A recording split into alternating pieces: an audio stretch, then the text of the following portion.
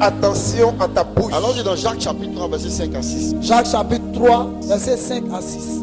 De même, la langue est un petit membre. De même, la langue est un petit membre. Et elle se vante de grandes choses. Voici comme un petit feu Voici comme un petit feu peut embraser une grande forêt. peut embrasser une grande forêt. Verset 6. La langue aussi est un feu. La langue qui est dans la bouche est un feu. C'est le monde de l'iniquité. C'est le monde de l'iniquité. La langue est placée parmi nos membres, Oui. souillant tout le corps et enflammant le C'est coude. bon. Pour te dire que ta langue qui est dans ta bouche là, c'est déjà enflammé. Tu dois faire attention à ce que tu dis. Yes. Parce que ce que tu dis tous les jours va définir ce que tu vas devenir. Amen. Ce que tu dis aujourd'hui Oh, yes. peut définir ce que tu vas devenir. Amen. Ce que tu as dit hier Oh, yes. est peut-être en train de t'influencer aujourd'hui.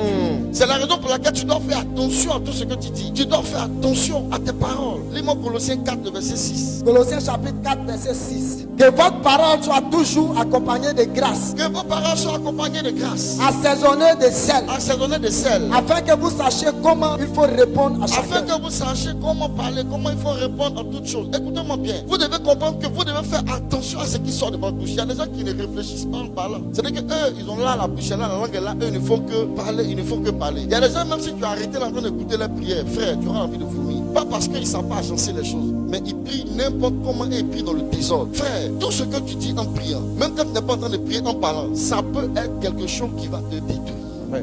Ça peut être quelque chose qui va te détruire. Éphésiens 4, verset 29 à 30.